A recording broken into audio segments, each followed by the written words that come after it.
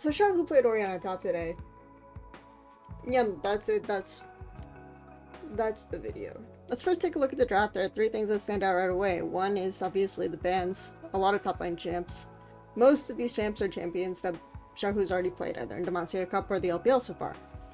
RNG also banned a lot of champions. These champions are notably champions with dash that are slightly different from the SN champs, which makes me think that this strategy or composition is something that they had planned in general. Shahu also laughed as soon as the bans came through, so obviously they're kind of betting that he doesn't have a very extensive top lane champion pool, but RNG had come perhaps prepared for this situation.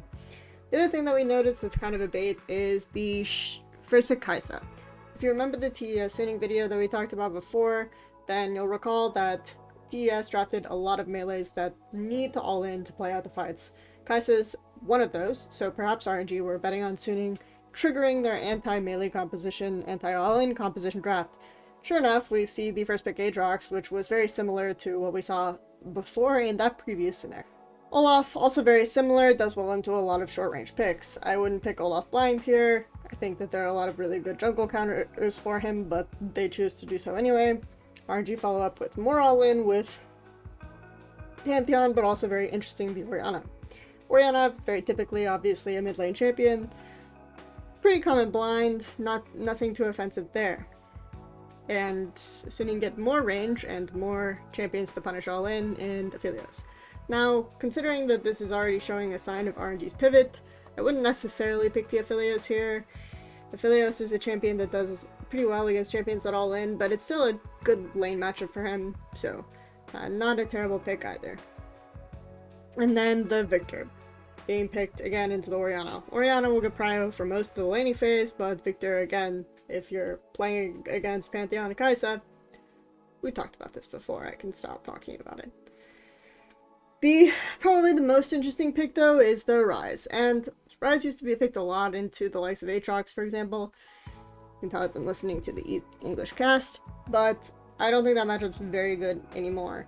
Ryze generally pretty low range. If he wants to CC you, he has to kind of get into a situation where Aatrox can deal a lot of damage and trade back pretty effectively. Ryze also takes a lot of ramp-up time.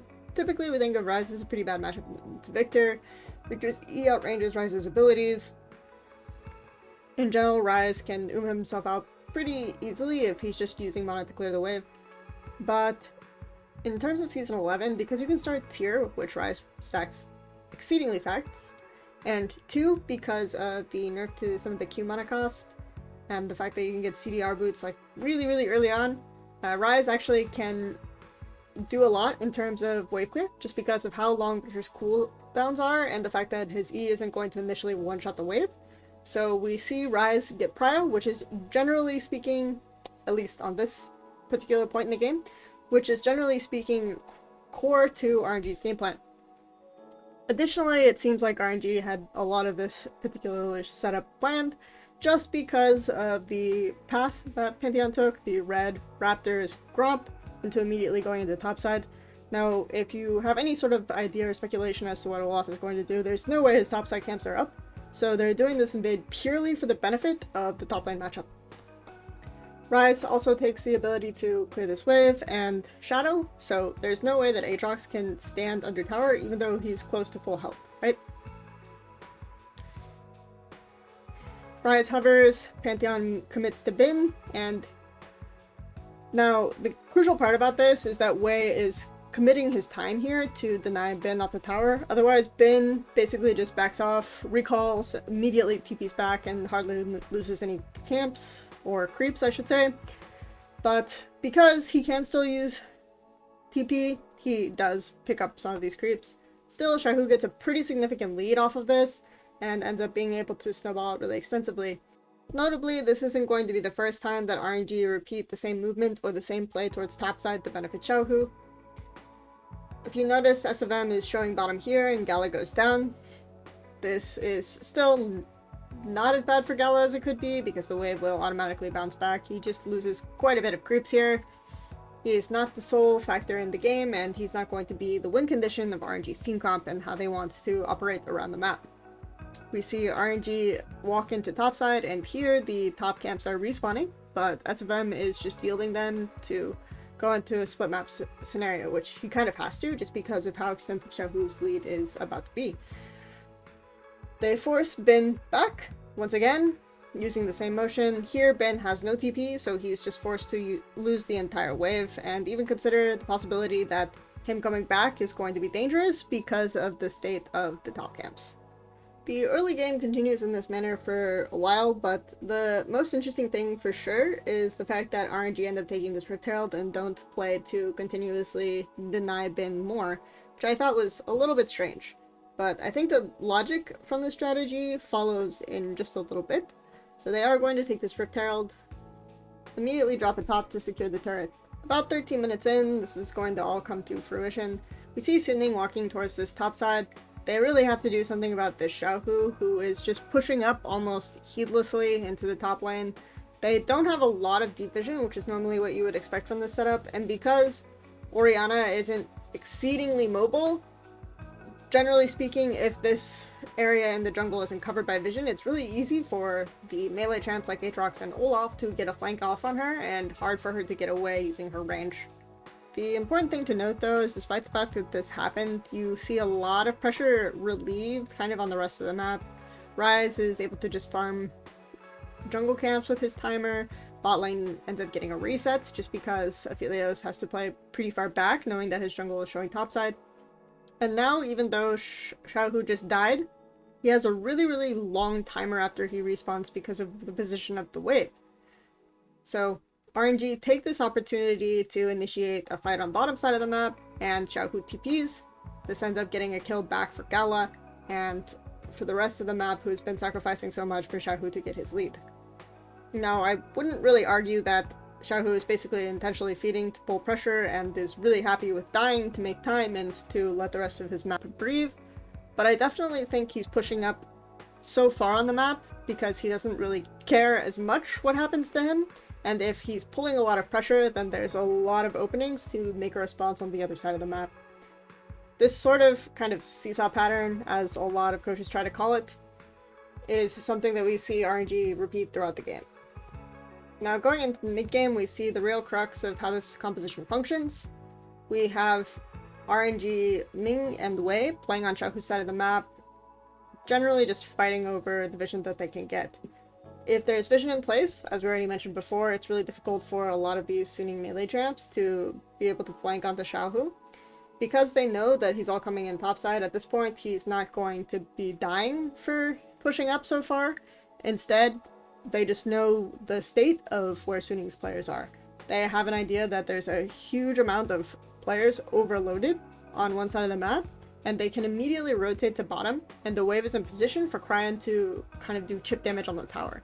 So this is this is, for those of you who don't remember past before last year, it's just the traditional way to kind of do 1-3-1. You set up vision in one area of the map. If you can't defend the vision, because your numbers are split everywhere, you just take the information that the enemy team is in that side, and then you use that to rotate to the other side and put more pressure there. That way, Suning are constantly being stretched all over the map, and since they don't really have a lot of super hard engage, they can't just collapse onto any midsection carries, and they have to basically just respond to the split pushers themselves. So in this situation, RNG are basically just catching the wave really aggressively in their faces. The only engage that they really have to worry about, because they have almost full vision or at least know the whereabouts of Suning, is Galio, right? So they can walk up really far and just use their range to stay out of Victor's gravity field, have Orianna use ultimate, and then this is the way that they'll win the fight this way. Obviously, if they overcommit, like they often do, then they'll be in the same situation as TES did in the previous video that we talked about, and this happens quite a few times this game, which is why the game goes super long. But generally speaking, this is the way that RNG are choosing to play around Suning's very concentrated kind of 5v5 comp.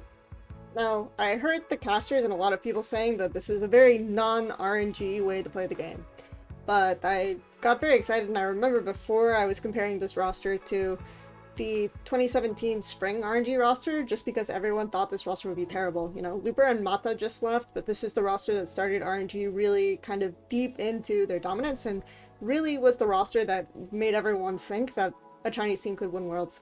And I thought a lot of that came down to how they were playing macro, how they were playing 1-3-1. I feel like RNG actually are the team, believe it or not, that taught China what a side lane is. You see this game, I think, is the first one I really remember being excited about this roster because you have the Let Me playing Jace, Xiaohu trading off on side lane, kind of using the same sort of multiple lanes of pressure, with UZI just not even being the one that MLXG was playing to this game at all. Just using Varus to clear the wave in the midsection, being a very strong laner. This reminded me a lot of kind of the Rocks Tigers, the Coup Tiger setup, where Prey just kind of one lane without having jungle pressure, and then both of the solo laners got snowballed and were able to push up very, very far. But the real key to making that work was just a strong bot lane that could always win, could always get prio, and then allow the team to move into the jungle, create vision, and let the solo laners push up really, really far. And there are probably a million pieces of content from 2018 post-Worlds talking about how frustrated I was that RNG went back to just playing deathball comps with really bad solo lane matchups in the context of a meta that they should have excelled in based on the fundamentals that made that a team strong initially. It makes sense now with UZI retired, Xiaohu still on the roster, that this would sort of be the way that the new RNG would play. Xiaohu playing a lot of some pushing solo laners. The third game, Xiaohu played Gnar. Second game, Xiaohu played Malphite. A key point here is that both of the games where Xiaohu played like weak side top laners, Gragas and Malphite, they've been the weakest, but when they've gotten him counterpicked solo lane and pivoted to red side in the third game, the series is when they've looked strongest. Their games are still really long. I don't think their execution is really good, and I'm not so excited about this team. I don't think this is going to be the next best team in the LPL, but I think the way that they're playing is worth visiting because it will probably appear very different or almost counterintuitive to a lot of people who have been saying that you can't play 1-3-1, you can't play 1-4 comps in this meta, you have to really, really focus dragons. Additionally, I think if you've been watching play agains, you can start piecing together kind of rock, paper, scissors of the way certain compositions function. We talked in the first video about the all-in comps that the Suning composition counters pretty easily. We talked a little bit about poke versus hard engage, and then here we're talking about the composition of like kind of 1-3-1 or shifting, or I think you can also call it a pick comp, because as you're moving between lanes, you're catching out stragglers and killing them so that you don't have to take kind of a full 5v5 in any situation. Hey guys, thanks for watching. I hope everyone enjoyed the video. As always, like and subscribe. If you're interested in what is next, tonight I will be putting out the pseudo LCS power ranking video that's already uploaded, and then tomorrow probably something on Risen, the North American amateur tournament, or just amateur in general. So, see you guys later.